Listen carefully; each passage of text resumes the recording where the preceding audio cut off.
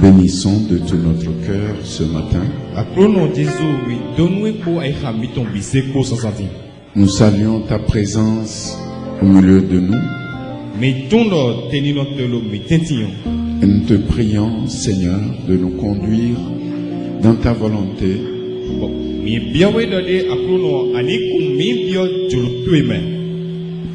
Au nom de Jésus. Amen. Amen. Nous pouvons nous asseoir.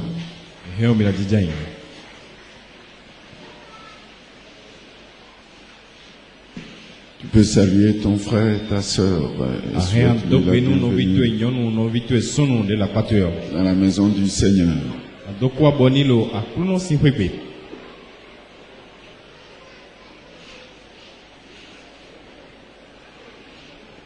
Alléluia. Amen. Que le Seigneur vous bénisse abondamment.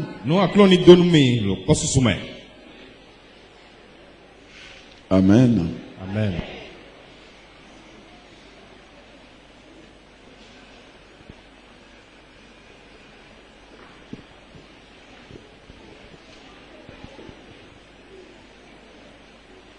Qui sont ceux qui étaient là le dimanche dernier?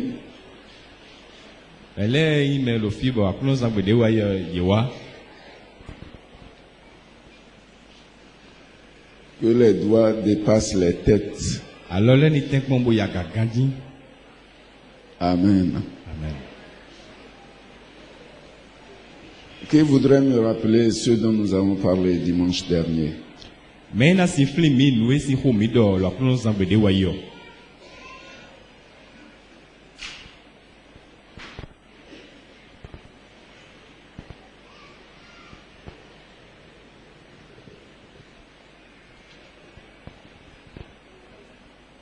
Non, même le résumé simplement. C'est pas, même si c'est quelques mots. Ce que toi tu as retenu, de toute façon, c'est ce que nous avons vu.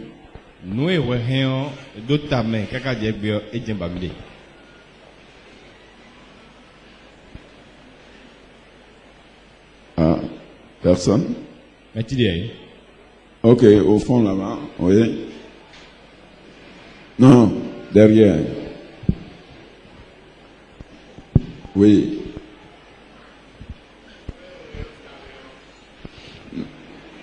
Non, oui.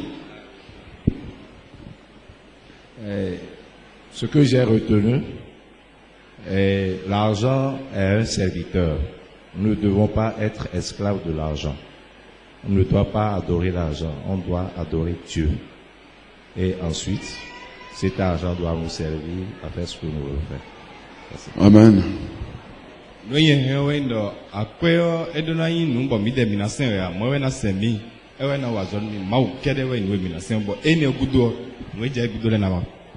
Bien, que le Seigneur vous bénisse.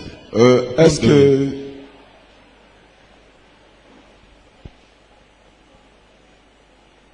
je crois que c'est ce qui est important à retenir. Y a-t-il quelqu'un ici qui puisse vivre sans l'argent?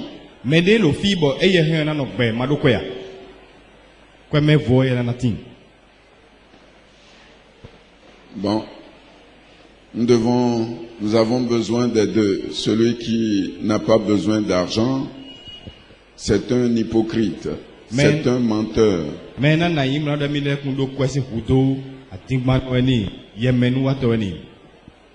Amen. Amen. Nous avons besoin des deux. Nous avons besoin de Dieu qui doit être tout pour nous, qui doit être avant tout pour nous.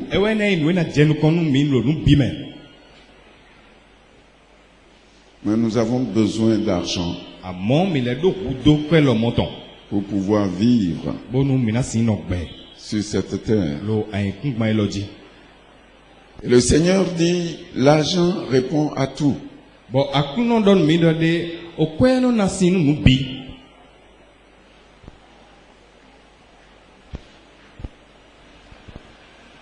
Et pendant que nous parlions de la pauvreté observée au niveau des enfants de Dieu,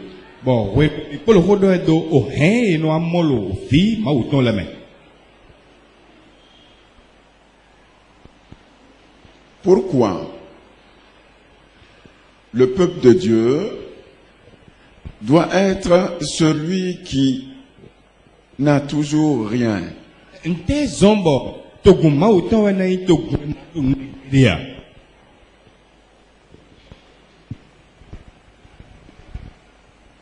Je voudrais partager avec vous ce matin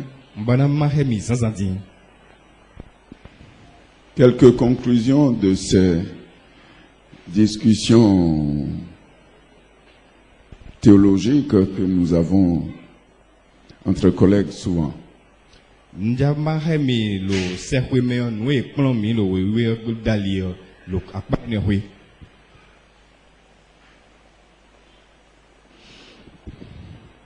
La première chose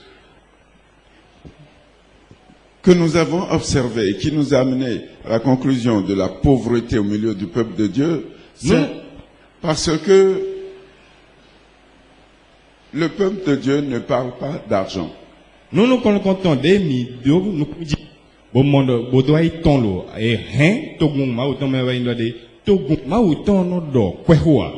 il n'aime pas parler d'argent. Ça, c'est la première cause. Bien-aimé, partout où dans le monde, des gens sont assemblés, on parle d'argent.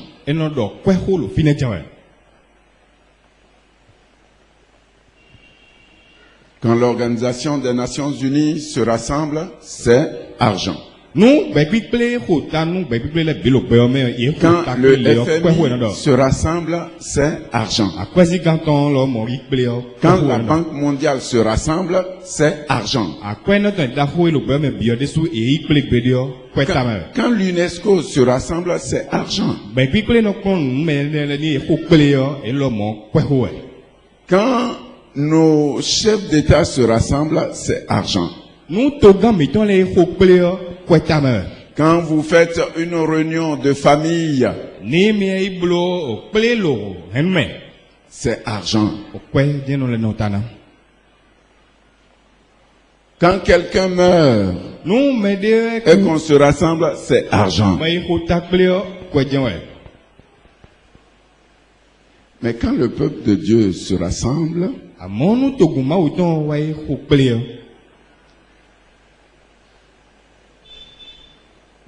il peut parler de tout sauf de l'argent.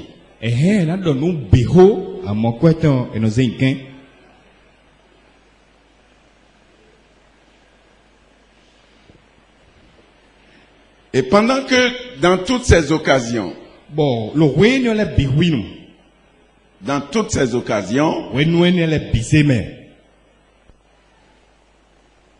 et circonstances, on parle d'argent, personne ne trouve rien à redire.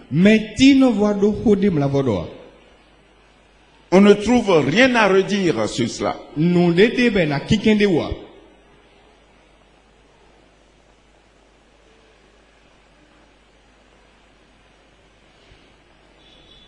Mais quand le peuple de Dieu se rassemble,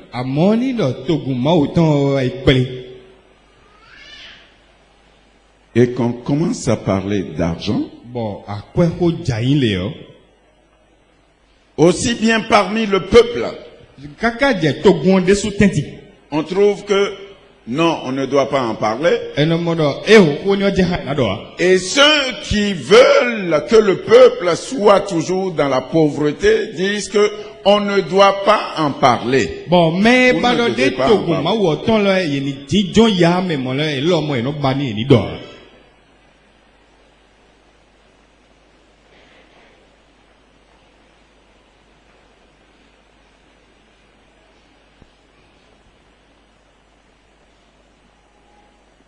C'est la vérité. Et si vous estimez que le peuple de Dieu ne doit pas parler d'argent, mais comment voulez-vous avoir de l'argent?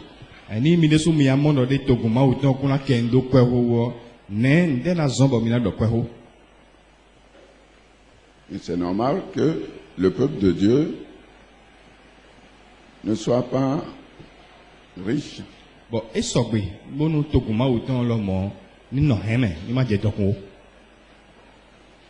Puisqu'il ne faut pas en parler.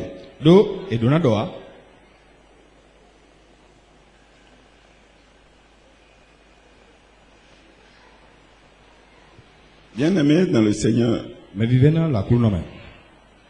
observez ici tout ce qu'il y a ici. De la chaise sur laquelle vous êtes assise jusqu'à la chair, jusqu'aux instruments, jusqu'à tout ce qui est dans la maison de Dieu ici. Dites-moi ce qui est descendu du ciel.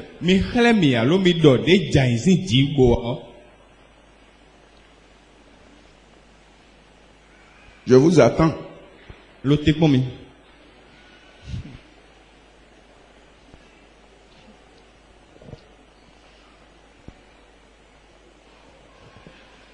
Ah.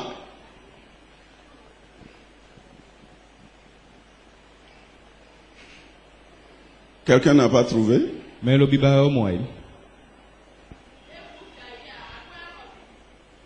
Bon, bien-aimé dans le Seigneur, vous ne pouvez pas en trouver.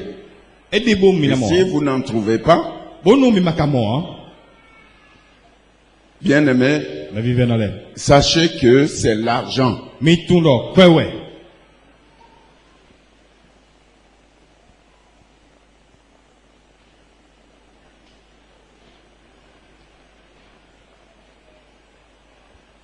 Et sans argent, vous ne pourriez pas adorer convenablement votre Dieu. Mais si c'est tout le reste, vous vous voilez vous-même les yeux, vous vous trompez vous-même. Sans argent, on ne peut pas adorer Dieu, on ne peut pas servir Dieu. Et si c'est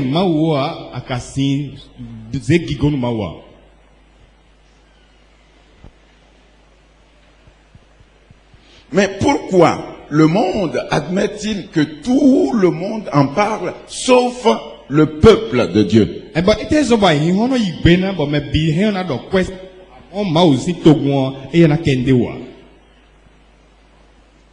on estime que pour ce qui concerne Dieu, on ne doit pas parler d'argent.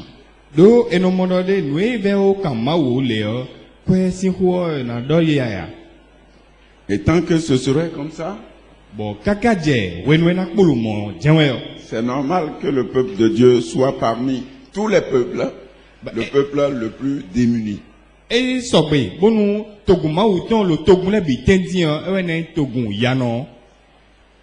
Mais Dieu ne l'a pas voulu ainsi.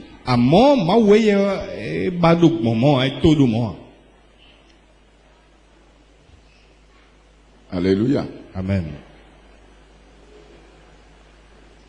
Même celui qui dit qu'il n'a rien. Et chaque fois dans la maison de Dieu, lui, il n'a rien. Dans l'adoration du Dieu vivant, il n'a rien. Mon frère, quand il va avoir un mort,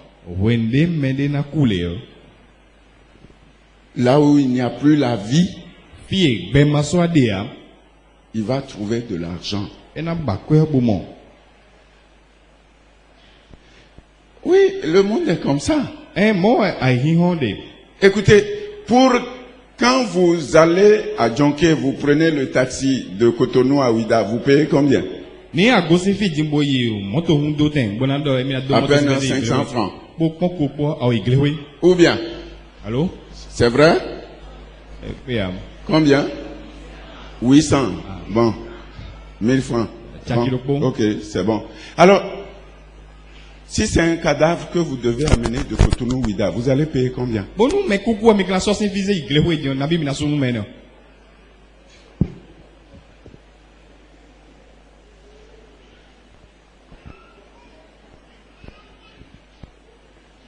C'est ça, bien-aimé.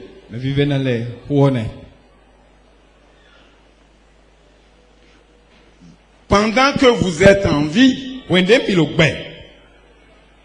et que vous avez de la valeur devant Dieu, vous payez 500 francs. Mais quand vous êtes devenu cadavre,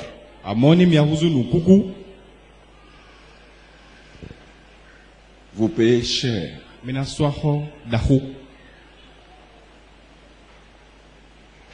Comment pouvez-vous expliquer cela?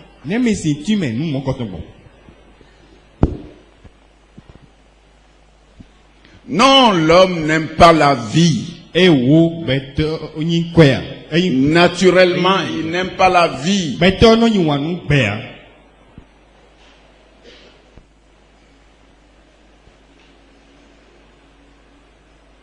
Et là où il y a la vie, qu'est-ce que vous remarquez? Les enfants de Dieu qui disent qu'ils ont la vie. Ils ont la vie. C'est eux qui détiennent la vérité. Les vrais enfants de Dieu qui ont la vie, qui ont la vérité. Comment se comportent-ils? Et dans ce domaine, comment se comportent les autres qui adorent le Dieu mort? Bien-aimés dans le Seigneur,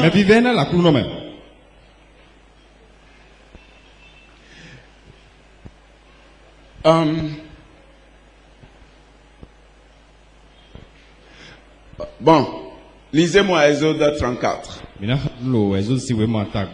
Exode 34, le verset 20.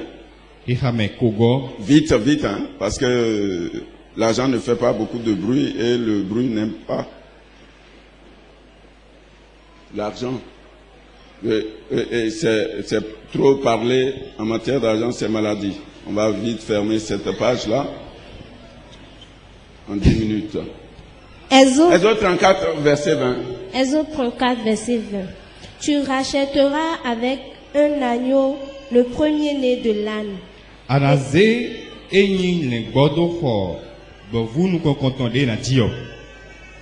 Et si tu ne le rachètes pas, tu lui briseras la nuque. Tu rachèteras tout premier-né de tes fils. Et l'on ne se présentera point à vide devant ma face. Amen.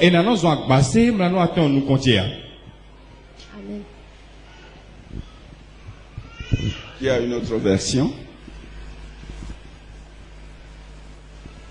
Oui.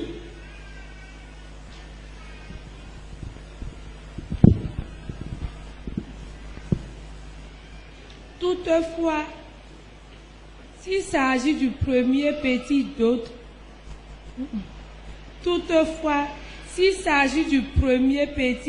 d'une ânesse, vous la remplacez par un agneau ou un chevreau, ou bien vous le tuerez en lui brisant la nuque.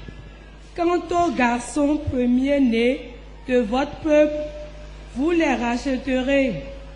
Vous ne viendrez pas à mon sanctuaire les mains vides. Amen. Alléluia. Le principe de l'Éternel, c'est qu'on ne vienne jamais devant lui les mains vides. Jamais. Bon, peut-être c'est pas bien clair. Deutéronome 6, verset 6.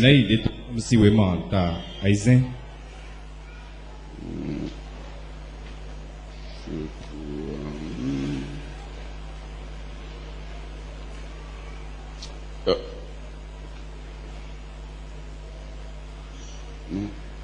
16. Deutéronome 16. Deutéronome c'est vraiment ta photo nous verset 16. 3 fois par année, tous les mâles d'entre vous se présenteront devant l'Éternel ton Dieu.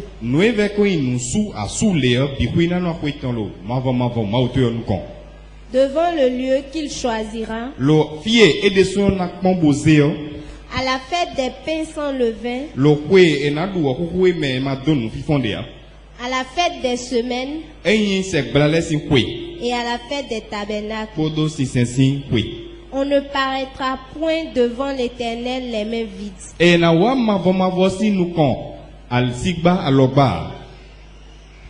Amen. Amen.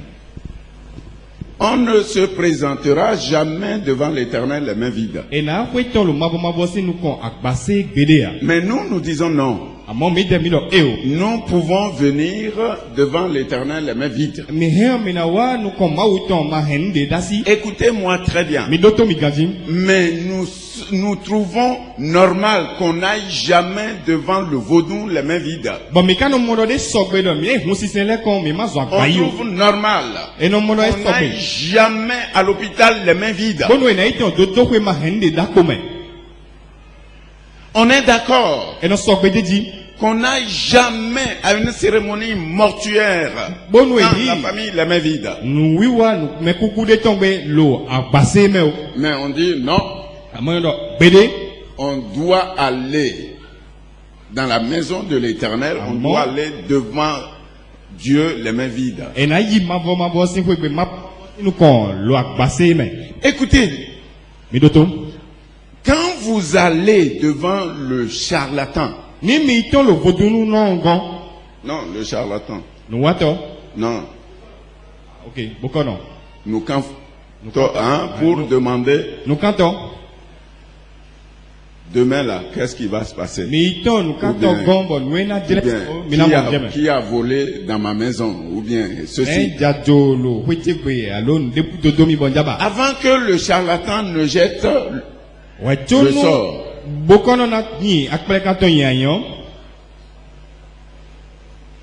est-ce qu'il te demande un montant donné?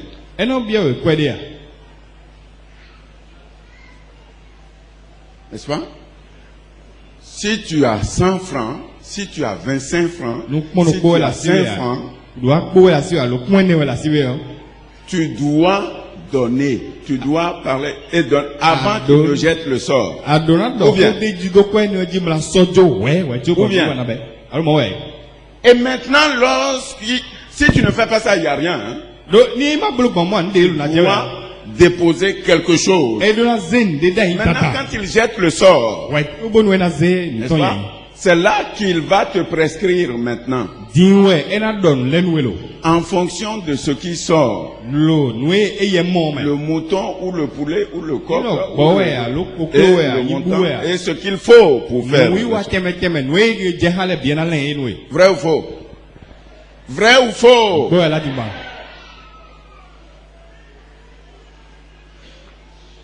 Quand tu vas à l'hôpital, tu sais que tu vas pour une consultation.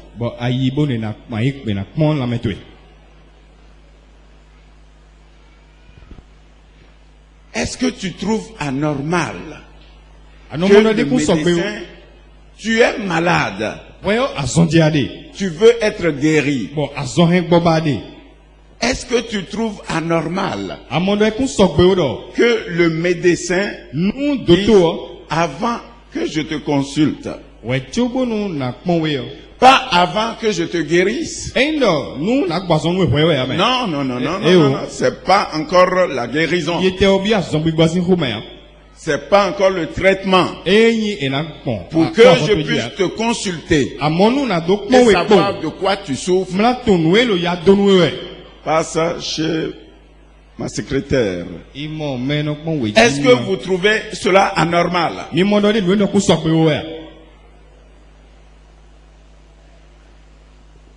Hein? Vous payez normalement. Et on vous consulte maintenant. On vous dit, bon, pour que tu sois guéri, il faut ceci, cela, ça. Et tu payes. Et tu payes ou tu ne payes pas. Tu payes ou tu ne payes pas. C'est normal. Et tu trouves ça normal. Alléluia. Amen. Vrai ou faux?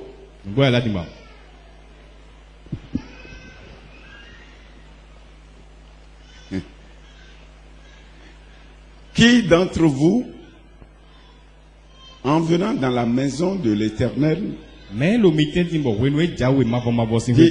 je ne dois pas aller dans la maison de l'Éternel les mains vides. Qui? Quand vous allez pour consulter le féticheur, le charlatan, ou le médecin, ou le consultant, vous payez. Vous êtes prêt à payer. Et même si il vous consulte, il ne vous dit pas payer quelque chose, vous dites, ça me coûte combien? Mais quand vous venez voir l'homme de Dieu, vous faites quoi?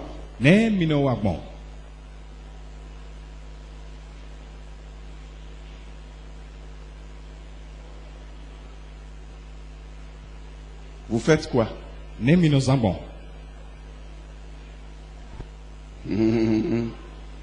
N'est-ce pas? La consultation peut durer 1 heure, 2 heures, 3 heures. Après, pasteur, que Dieu vous bénisse. À demain.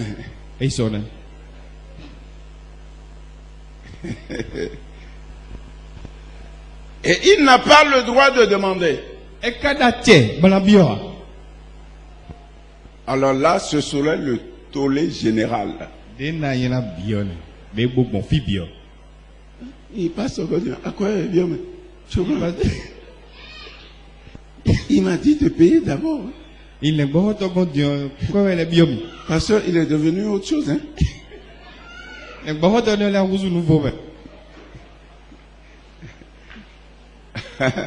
Lui, il ne mange pas comme le médecin. Il ne s'habille pas comme le médecin. Il n'a pas droit à cela. Alléluia. Amen. Il y a problème dans la maison de Dieu. Il y a problème dans le royaume de Dieu. Il y a problème. Et quand c'est comme ça, alléluia. Amen. Non, c'est normal que les autres peuples prospèrent pendant que le peuple de Dieu ne prospère pas.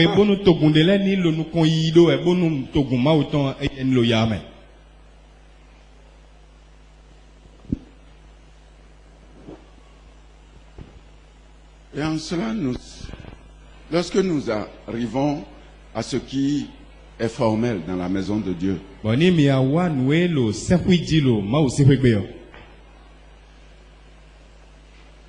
on parle de dîmes, des offrandes.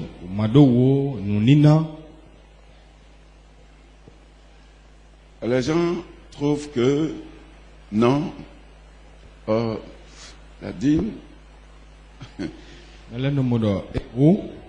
ça, pourquoi faut-il payer la dîme?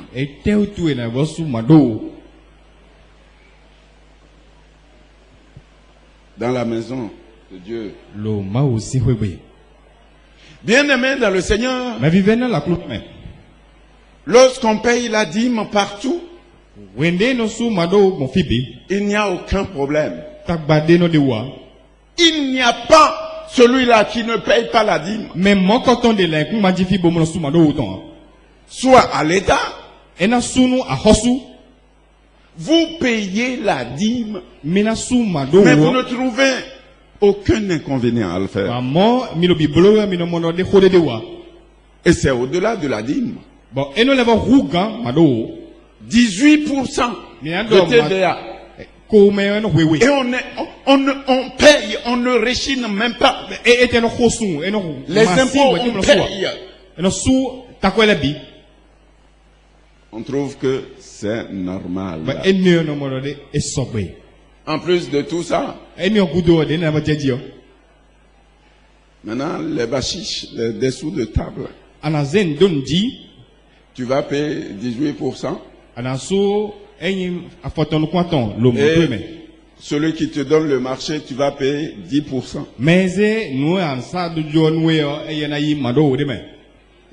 C'est la dîme. Et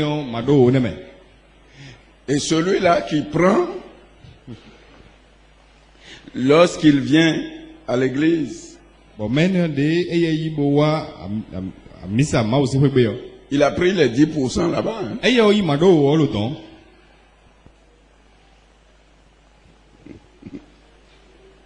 Mais quand il vient et on dit il faut payer 10%, mais c'est trop.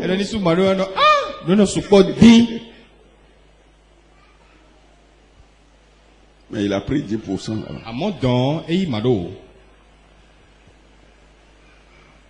Et on ne veut pas que le peuple de Dieu puisse parler de ces choses. Mais comment il va prospérer?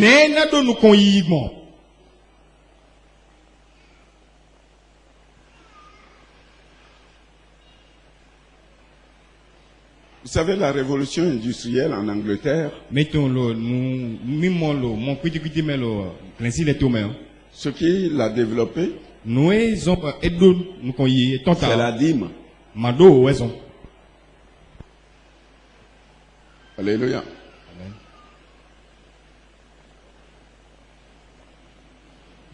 J'ai été surpris en Allemagne de voir comment les gens payent la dîme.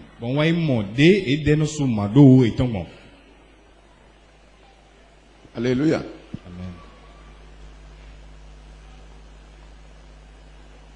L'église dans laquelle j'ai fait ma formation, l'église, l'hôtel Sheraton ne l'égale pas.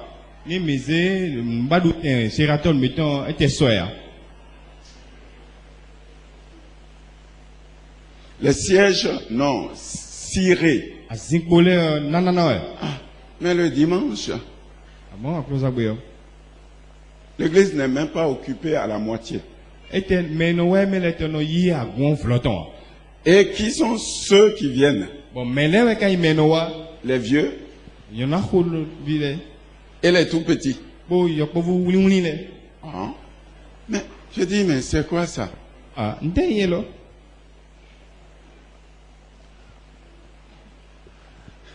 Mais l'église ne souffre de rien. Absolument de rien. Les vieux qui ne travaillent plus. Et les tout petits qui ne peuvent rien faire. Mais comment le pasteur vit là, congé assuré. Mais je dis, mais comment ça tourne? Mais comment ça? Mais ceux qui payent pour faire tourner l'église ne sont pas là. Non, ils travaillent. Même dimanche, ils travaillent. Mais comment? Dis non. Bien aimé, c'est l'État même qui collecte les dîmes et qui paye à l'église. Mais comment ça? Oui, c'est ça. Donc, tu peux Tu peux ne pas aller à l'église. Tu es enregistré comme un membre de l'église. Tu peux ne pas aller à l'église. Ne va pas à l'église. Mais à la fin du mois, l'État prend et paye la dîme à l'église où tu es enregistré.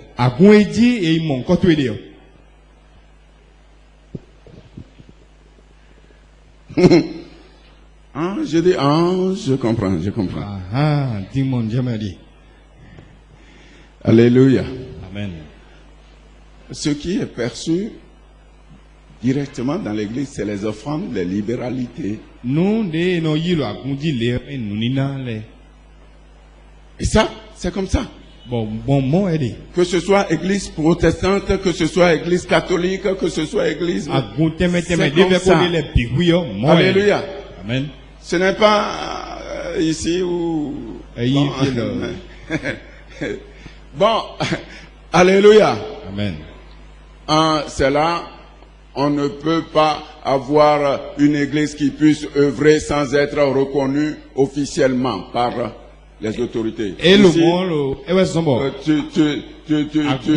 tu es autorisé, mais...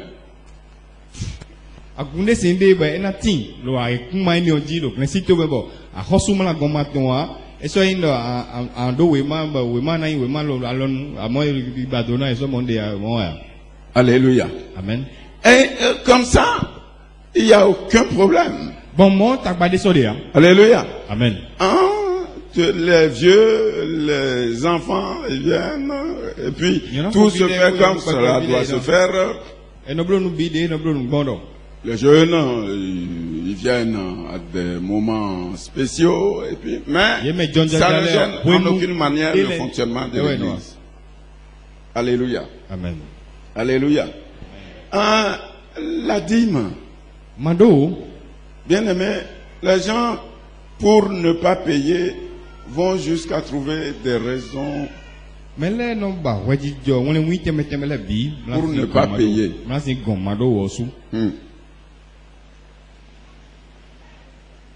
Alors, c'est quoi la dîme? Et c'est quoi les offrandes? Et on ne fait que tourner autour.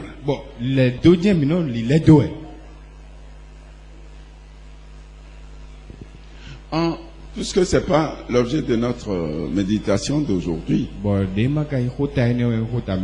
Quelle différence y a-t-il entre la dîme et les offrandes?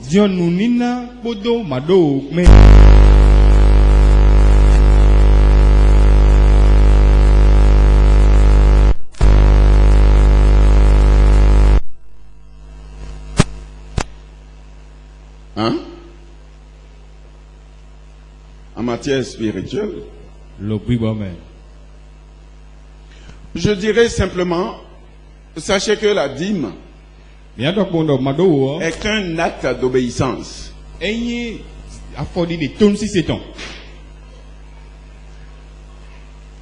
Tandis que l'offrande est un acte de foi.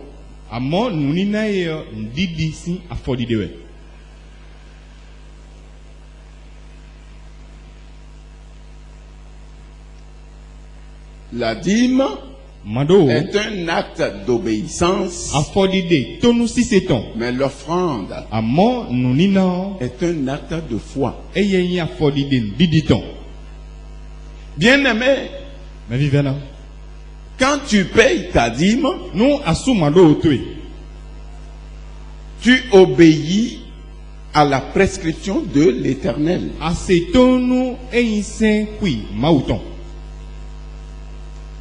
Qui dit, tu dois payer ta dîme.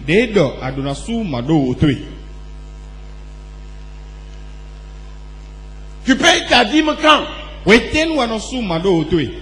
Quand l'Éternel a déjà fait.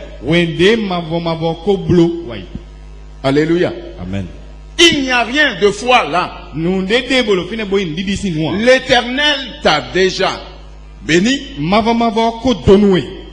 Il te demande en retour, tu prends dans ce que tu as. On ne paye jamais la dîme sur quelque chose qu'on n'a pas. On paye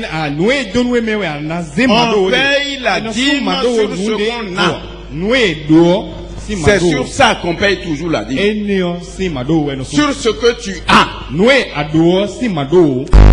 L'Éternel fait d'abord.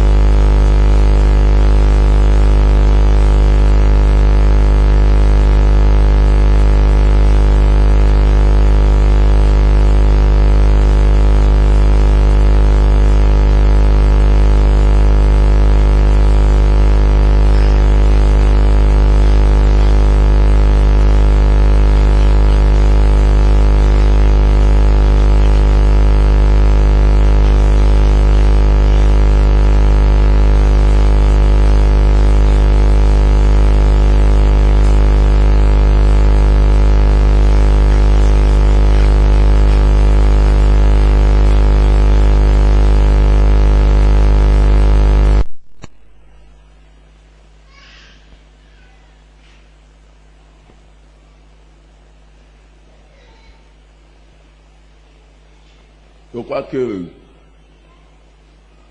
les dimanches qui vont suivre, nous pourrions revenir sur ces Dieu. Vous savez, les gens, ils n'aiment pas trop qu'on parle de ces choses-là.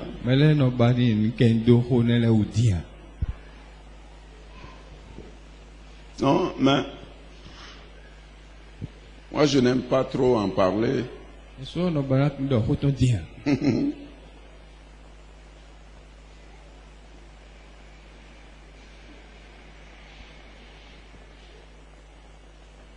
Toi, tu aimes qu'on en parle? C'est ça. Et toi? Maman Odette, tu aimes qu'on en parle? Bon, on va en parler. Mais bien aimé dans le Seigneur, retenez bien cela. La dîme est un acte d'obéissance. L'offrande est un acte de foi. Et ce qui peut toucher le cœur de Dieu, c'est l'offrande. Parce qu'il faut assez de foi pour cela. Bien aimé dans le Seigneur, Dieu a fait une promesse à Abraham, le père de la foi, notre père dans la foi. Dieu lui a fait une promesse depuis la mort de son père. Il a dit, Abraham, je ferai de toi une multitude de nations. Il n'avait que 75 ans. Son père est mort à l'âge de 205 ans. Et c'est dès que son père Terah est mort que Dieu a entendu pour la première fois cette parole. Et Dieu lui a dit par la suite, Abraham, sors de ton pays, va-t'en, parce que je te bénirai. Il est parti. Dieu l'a béni. Dieu l'a béni. Et donné de façon insolente. Il a dit à son neveu Lot, écoute, le pays est trop petit pour garder nos richesses. Nous allons, toi tu vas aller à droite, moi je vais aller à gauche. Si tu vas à gauche, je vais aller à droite. Parce que nos richesses sont devenues... Alors, ils se sont séparés. Quand ils se sont séparés, Dieu s'est présenté à Abraham et lui a dit, écoute, lève les yeux, regarde, le pays là, je vais te le donner en possession. Alléluia. Amen. Et je te bénirai. On ne pourra pas compter ta postérité. Il dit, Alléluia. Amen. Alléluia. Amen. Ils sont partis. Ben dis donc. Hein? Lot, là où il est parti, les ennemis sont venus attaquer. Les rois ennemis sont venus. Et ils ont pris tout. Ce que Lot avait, ils l'ont pris. Abraham a entendu. Il dit, mais comment? Il est parti. Il a eu la victoire. Il a ramené son neveu Lot. Et tout, c'est bien. Et le butin de la guerre. Alléluia. Amen. C'est en ce moment que quelqu'un s'est présenté devant lui. Et lui a dit, tu as beaucoup travaillé. Tu as eu la victoire. Tiens du pain, tiens du vin. Hein? Et reprends des forces. Alléluia. Amen. Retiens bien du pain et du vin. Alléluia. Amen. Ça c'est important ça.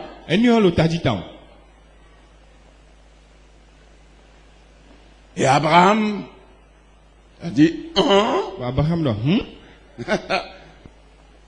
je suis le père de la foi. C'est par la foi que je comprends tout. Il n'y a rien qui soit écrit pour me servir de repère. Non, c'est par la foi que je comprends toutes choses. Et je sais que toi, tu n'es pas n'importe qui. Tu es le souverain sacrificateur à perpétuité. Tu es Melchisédek. Il prit la dîme de tout. Et il lui donna. Il n'y avait aucune loi sur la dîme, mon frère. Les gens disent la dîme, c'est question de loi. C'est question d'Ancien Testament, Nouveau Testament. Écoutez-moi bien. Qui a fait d'un testament ancien ou nouveau? C'est vous qui aviez séparé la parole de Dieu pour dire ça c'est ancien, ça c'est nouveau. Dieu parle. C'est vous qui avez scindé pour dire ça va être ancien testament, ça va être nouveau testament. Ça va être Genèse chapitre 1, verset 15. Non! Ça n'existe pas. Il n'y a pas d'ancien, il n'y a pas de Dieu parle. Et quand il parle, sa parole continue. Alléluia. Amen. Mais vous, pour votre compréhension, vous avez fait, on va diviser ça, ça va être ancien, ça va être nouveau. Donc, ne nous parlez pas. La parole nous dit la loi et les prophètes. Il lui donna la dîme. Alléluia. Amen. Alléluia. Amen. Et puis quelque temps après, Dieu vient encore et lui dit Abraham, je vais te changer de nom. Tu ne seras plus Abraham, mais tu vas être Abraham. Parce que tu es le père d'une multitude de nations. Et ta femme, elle ne sera plus appelée Sarai, mais elle sera appelée Sarah. Abraham, fatigué, lui dit, Dieu, trop parler, c'est maladie. Ça fait plus de 20 ans, tu me répètes la même chose. Tu me répètes la même chose. Plus de 20 ans. Même chose. Tu seras. Mais je ne vois rien. Bientôt j'aurai 100 ans. Quand est-ce que cette parole que tu dis va s'accomplir? Et puis un jour, fatigué, totalement désespéré, Abraham était couché sous un arbre. Et il a vu 3 personnes venir. Alléluia. Amen. Il s'est levé. Il est allé vers eux. Il dit, écoutez, vous n'allez pas passer ici sans me faire l'honneur et le plaisir de manger, de boire quelque chose. Venez. On va vous laver les pieds. Et puis on va vous... Il courut. Et il a fait une offrande. Dis avec moi une offrande. Ouais.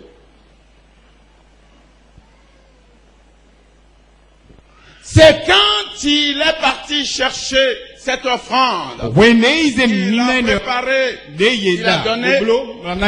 C'est alors qu'un parmi les 3 dit, où est ta femme? Abraham dit, elle est là. Il dit, bon, maintenant, écoute-moi. L'année prochaine, à la même époque, je reviendrai par ici. Et ta femme, Sarah, aurait déjà un enfant. Allô?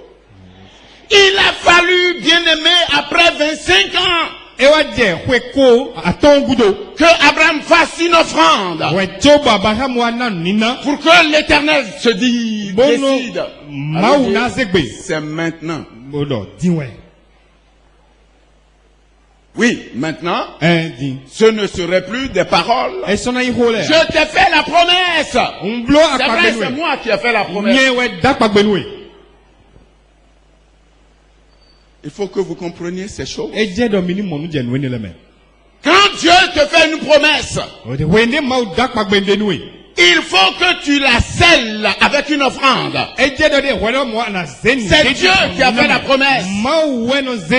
Mais il faut que tu puisses sceller cette promesse par une offrande. Écoutez bien. Une offrande, ça ne vient jamais de Dieu. C'est vous qui décidez.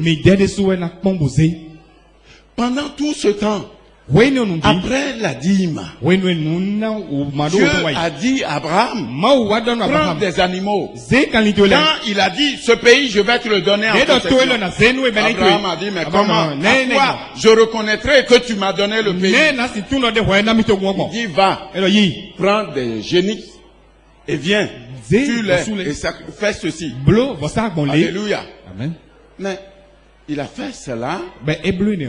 Alléluia. Amen. Et ce que Dieu a dit, il a donné le pays. Mais la promesse que Dieu lui avait faite d'avoir un enfant, jusque-là, rien. Et ce jour-là, quand il a fait cette offrande, il a dit, le temps de la promesse est terminé. Maintenant, c'est le temps de la matérialisation. L'année prochaine, à cette même époque où tu as fait cela, je reviendrai par ici. En ce moment, Sarah tiendra dans sa main la promesse que je vous ai faite. Bien-aimés dans le Seigneur, que dirions-nous de David? David a été oint 25 ans avant. Comme roi. 25 ans. Samuel lui avait donné déjà l'onction pour être roi d'Israël. Mais il a fallu qu'il attende 25 ans. Parce qu'il n'avait pas compris cela. 25 ans de poursuite, de tracasserie, jusqu'au jour où il comprit. Alors, il monta sur le trône. Il ne régna que 40 ans. Alors qu'il aurait pu le faire plus. Parce que depuis, Dieu avait dit, j'ai rejeté Saül. Alléluia. Avant que Samuel ne lui accorde l'onction, Dieu a dit à Samuel, va chez Isaïe et trouve-moi le successeur. Alléluia. Amen. Mais, bien-aimé, moi, avant même que Saül ne quitte, il est resté 25 ans. Alléluia. Amen. Mais bien aimé dans le Seigneur, quand vous regardez Gédéon, alléluia, amen, il a compris qu'il n'a pas commis la même erreur que ses prédécesseurs. Quand l'Éternel est venu vers lui, il dit, salut, vaillant héros. Il dit, mais en quoi je suis un vaillant héros? Quand l'ennemi nous tient en captivité tout le temps. Il dit non, vaillant héros, c'est par toi que je vais délivrer le peuple. Il dit, mais qu'est-ce que tu dis? Je suis le plus petit. Ma famille est la plus pauvre. Je dis, mais avec quoi? Il dit, oui, c'est toi. Il dit, oh, l'Éternel. Si c'est vraiment toi. Attends, hein. Ne bouge pas. Hein. Si c'est vraiment toi. Et si vraiment ce que tu dis, c'est ça. Attends. Hein. Il a couru. Il est parti chercher l'animal, la farine, pour faire une offrande. Nous allons lire Juge 6. Lisez le verset 13.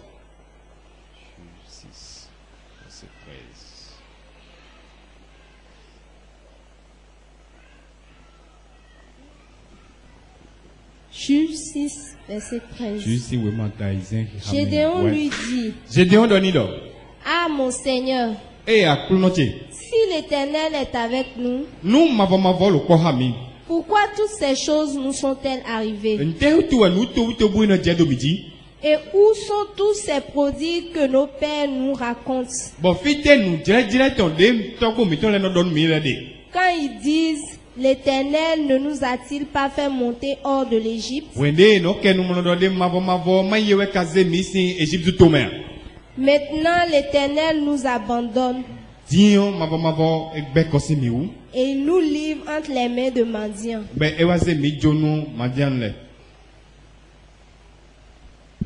Continue. L'Éternel se tourna vers lui et dit, va avec cette force que tu as et délivre Israël de la main de mendiants. N'est-ce pas moi qui t'envoie? Gédéon lui dit, ah mon Seigneur, avec quoi délivrerai-je Israël? Voici ma famille est la plus pauvre en Manassé. Et je suis le plus petit dans la maison de mon père. L'Éternel lui dit, mais je serai avec toi et tu battras un mendiant comme un seul homme. Gédéon lui dit, si j'ai trouvé grâce à tes yeux, donne-moi un signe pour montrer que c'est toi qui me parles. Ne t'éloigne point d'ici jusqu'à ce que je revienne auprès de toi. que j'apporte mon offrande et que je la dépose devant toi. Et l'Éternel dit, je resterai jusqu'à ce que tu reviennes. Alléluia. Amen. Tu peux lire la suite. Bien-aimé dans le Seigneur, voici l'Éternel qui appelle. Bien-aimé, nous sommes tous appelés. Mais comment se fait-il que d'autres percent dans le ministère et d'autres passent inaperçus? Dieu a appelé Gédéon. Gédéon lui dit, ok, j'ai entendu. Dieu lui a dit, va avec cette force que tu as, ça te suffit. Il dit, ouais, j'irai. Mais avant, je veux savoir si tu es avec moi. Il dit, oui, va, je suis avec toi. Il dit, bon, d'accord. Si tu es avec moi, attends là, ne bouge pas. Jusqu'à ce que j'apporte mon offrande. Pour ce que tu n'as même pas encore commencé. Il t'a dit que tu vas, tu n'as même pas encore commencé à rassembler l'armée et tu fais une offrande pour quoi? Alléluia. Amen. Alléluia. Amen. Bien-aimé. Oui. L'offrande. C'est un acte de foi. La dîme, ça ne touche même pas son cœur un peu. Parce que la dîme, c'est une dette que tu dois payer. Et si tu ne payes pas ta dîme, il ne te dit pas un partenaire. Comment tu fais? Non, il t'appelle voleur. Si tu ne payes pas ta dîme, il t'appelle voleur. Comment? Parce que c'est lui qui t'a donné d'abord. Et tu as ça en main. Et il te dit, tu prends 10 et tu payes. S'il ne te bénit pas, tu ne payes pas. Il est un Dieu de justice. Et là, nous parlons de justice. Alléluia. Amen. Il te donne dans ça. Tu prends 10% et tu me retournes ça. Il n'y a rien d'extraordinaire là. Il n'y a pas de foi là. Non. Tu obéis ou tu n'obéis pas. Si tu obéis, tu verras. Et si tu n'obéis pas, les conséquences sont là. Un point, un trait. Parce que il ne te demande pas de payer la dîme sur ce que tu n'as pas encore. Mais l'offrande, c'est un acte de foi. Il ne te demande rien. Alléluia. Amen. Il ne te demande rien. Ce que tu fais démontre ce que tu crois. Gédéon lui dit, ne bouge pas jusqu'à ce que j'amène mon offrande. Alléluia. Amen. Et vous avez vu le ministère de Gédéon? Il ne combat même pas. Alléluia. Amen. Regardez bien. Il n'a pas soulevé l'épée pour... Non. Alléluia. C'est l'Éternel qui combattait pour lui. Nous allons lire un roi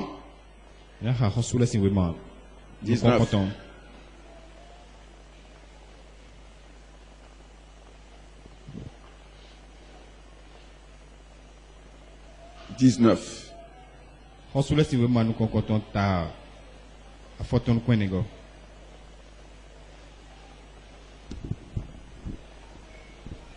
Verset 21. Partie du 21.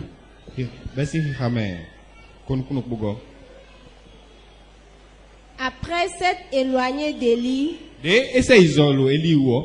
revint prendre une paire de bœufs qu'il offrit en sacrifice avec l'attelage des bœufs. Il fit cuire leur chair et la donna à manger au peuple. Puis il se leva, suivit Élie et fut à son service. Bien-aimé dans le Seigneur, tu vas lire le verset 20. Élie, prophète de l'Éternel, était à la fin de sa carrière. Et Dieu lui dit, va, et appelle Élisée, qui va te succéder. Alléluia. Amen. Élie alla, il trouvait Élisée, il travaillait au champ. Alléluia. Amen. Il jeta son manteau sur lui. Élisée comprit que Dieu l'appelait. Il courut après Élie. Et lui dit, écoute, permets-moi d'aller dire au revoir à mon père et à ma mère avant qu'on ne parte. Élie lui dit, va. Mais quand Élisée a quitté Élie, c'est pas ce qu'il lui a demandé. Alléluia. Amen. Il est parti chercher les animaux avec lesquels il travaillait et il les a offerts en sacrifice à l'Éternel. Et vous comprenez pourquoi Élisée devait avoir un ministère 100 fois plus excellent.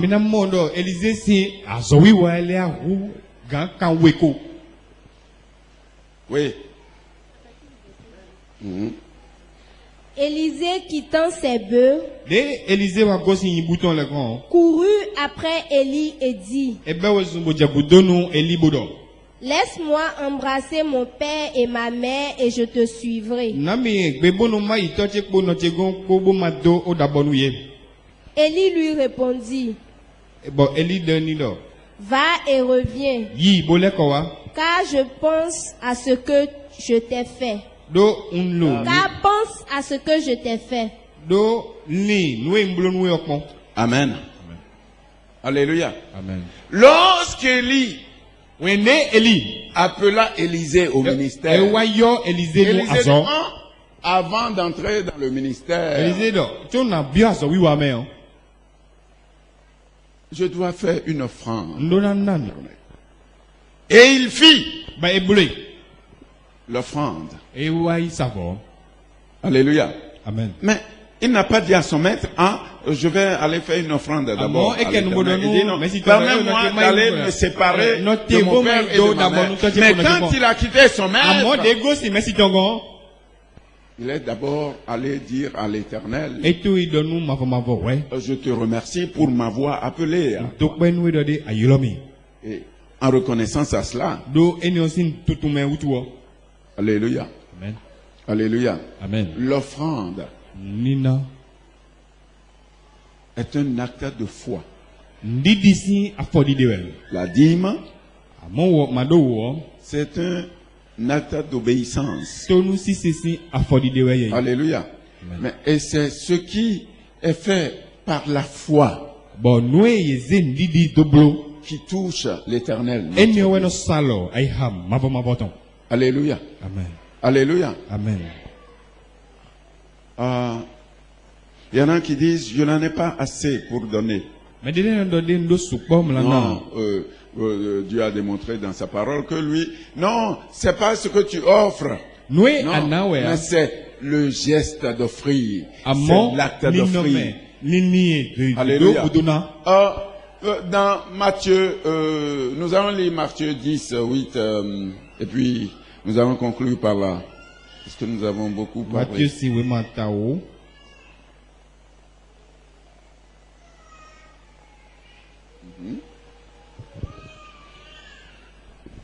Matthieu 10, verset 8.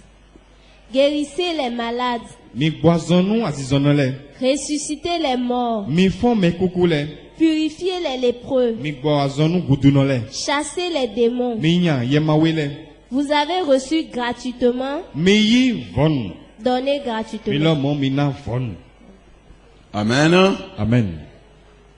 Amen, amen. Amen. C'est ça. Amen, amen.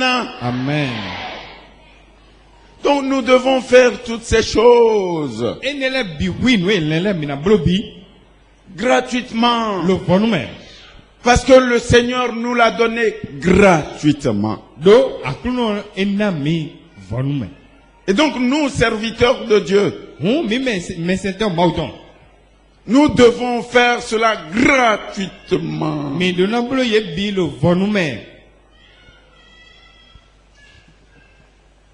Et c'est pourquoi, quand vous venez, vous ne donnez rien, n'est-ce pas? Ah oui. Parce que c'est gratuitement que cela nous a été donné. Et nous devons aussi le donner gratuitement.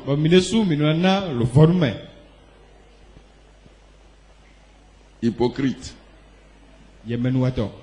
Menteur, voleur.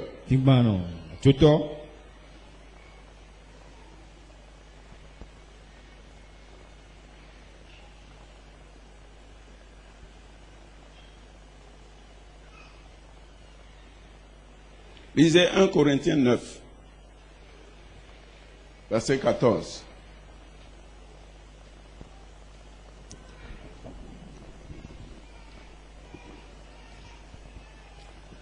Corinthiens 9, verset 14. De même aussi le Seigneur a ordonné à ceux qui annoncent l'évangile de vivre de l'évangile.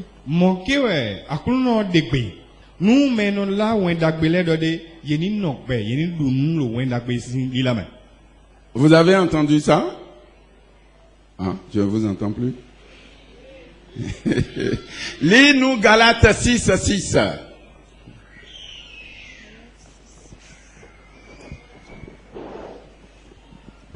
Galates 6,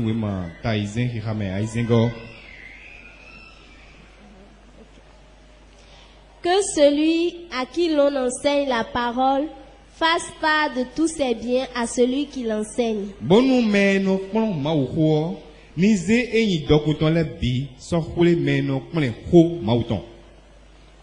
Amen. Amen. Ça est dans votre Bible? Ça est dans votre Bible?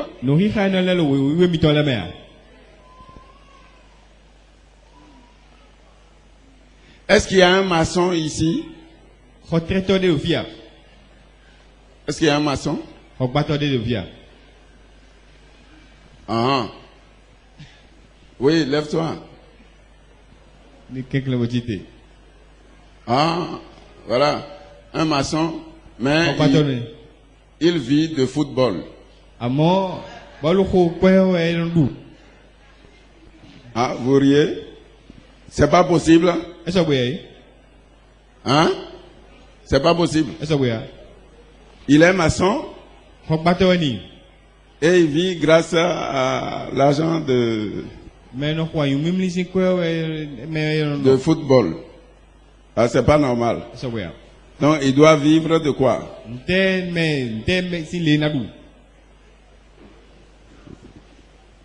Bien-aimés dans le Seigneur.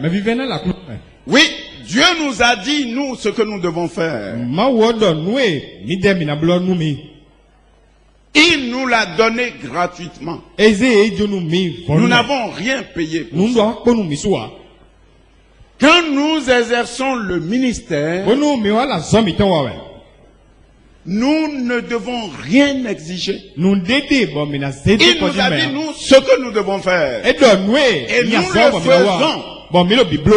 Mais il vous a dit aussi à vous, qui bénéficiez du ministère, ce que vous devez faire. Si vous ne le faites pas, mais nous devons faire ce que nous devons faire. Et vous ne verrez jamais un homme de Dieu venir. Non, frère, il faut payer d'abord. Alléluia. Amen. Non, jamais. Il ne le fera pas. Mais Dieu vous a dit à vous, ce que vous devez faire. Et si vous ne le faites pas, il dit, quand je vous ai envoyé, avez-vous manqué de quelque chose? Non. Alléluia. Amen. Et pourtant, il a dit, ne prenez ni sac, ni bourse, ni ceinture, ne prenez rien. Alléluia. Amen. Alléluia. Amen. Oui, bien-aimé. Celui qui annonce l'évangile doit vivre de l'évangile.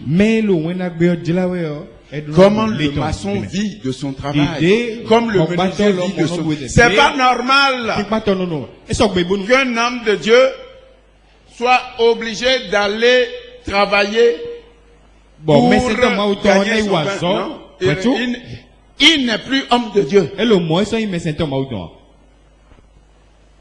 Il n'est plus homme de Dieu.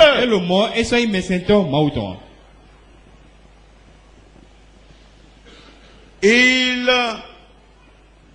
vient jouer à la permanence. Il va travailler 12 heures et vient jouer la permanence pour 2 heures de temps avec l'église. Qui est son maître? Qui est son maître? Celui qui annonce l'évangile doit vivre de l'évangile. Alléluia. Amen. C'est clair. Et il dit, celui-là, celui qui reçoit la parole doit faire part de ses biens à celui qui l'enseigne la parole. Ça, c'est votre affaire. Et si vous ne le faites pas, Dieu sera toujours fidèle à sa parole. Et c'est pourquoi il dit, il ne faut pas que quelqu'un se présente devant moi les mains vides. On n'ira pas devant l'Éternel les mains vides. Et chez les autres dieux, les dieux morts, et dans le monde, personne ne va à son Dieu les mains vides, si ce n'est que dans la maison de l'Éternel.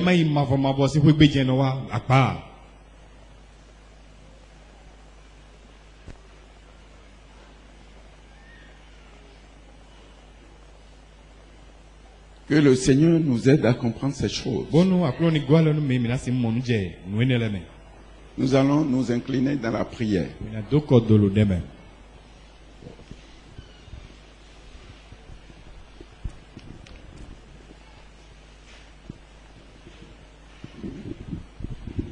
Et demander que le Seigneur change nos cœurs.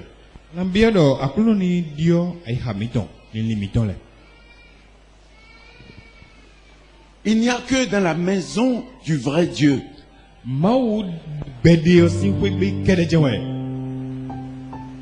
qu'on voit que l'homme en donnant pense qu'il donne à un homme. Non, à Dieu.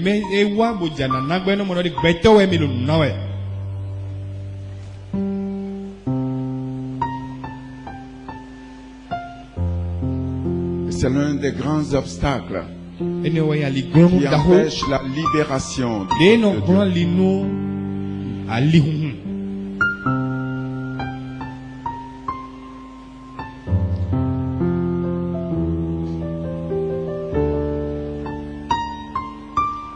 Tu vas prier l'Éternel.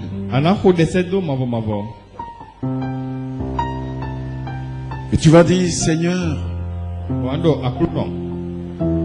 enseigne-moi ces choses qui vont me libérer réellement.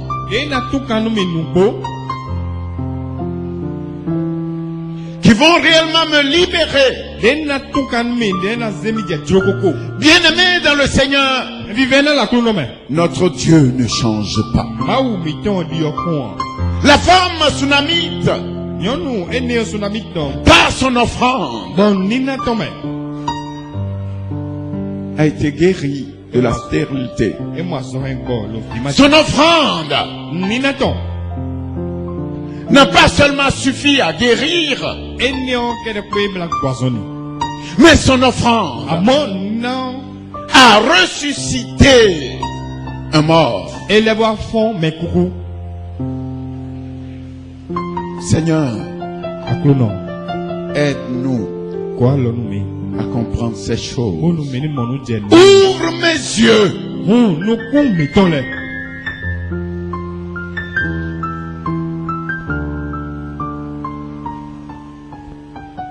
Nous pensons des fois que c'est la malédiction.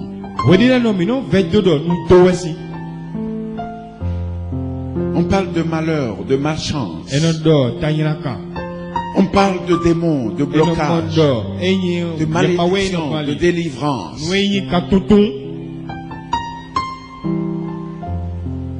Mais nous sommes des fois nous-mêmes l'auteur de ces choses.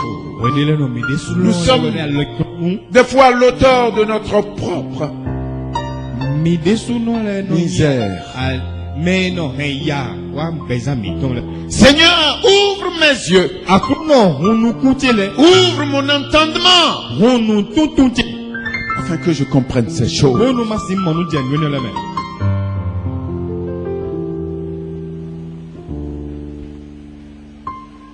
Au lieu de chanter les promesses de l'Éternel dans ta vie tous les jours, fais détendre son bras. En scellant cette promesse par une offrande. Et tu verras que cette promesse passera de l'étape de promesse à l'étape de la concrétisation. Père, ce matin, nous voulons te bénir et te louer.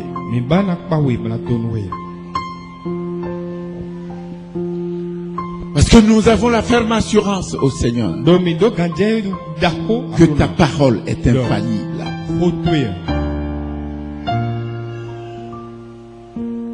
Donne-nous de nous lever comme Salomon, Seigneur.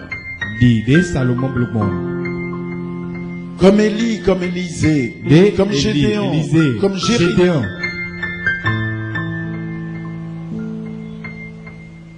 Afin que ta main se détende.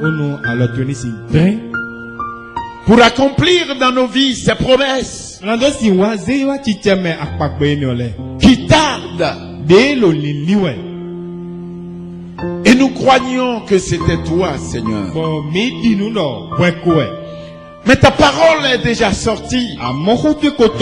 Et rien ne peut l'empêcher de se réaliser. Si ce n'est que nous. Elle est sortie de toi. Elle n'attend que nous pour retourner à toi. Parce qu'elle ne retournera jamais à toi sans avoir accompli l'œuvre pour laquelle elle est sortie. Seigneur, donne-nous de comprendre ces choses. Tu nous as dit que la foi est une ferme assurance des choses que nous espérons, Seigneur. Et la démonstration de celles que nous ne voyons pas. Père, ce matin, nous te demandons de nous accorder la foi.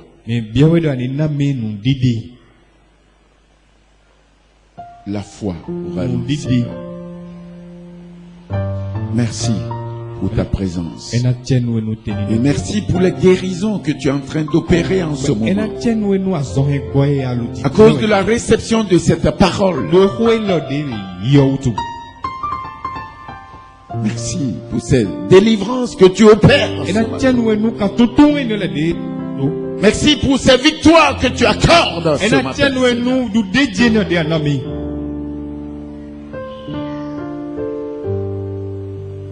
Que toute la gloire soit à toi. Au nom de Jésus. Amen. Amen.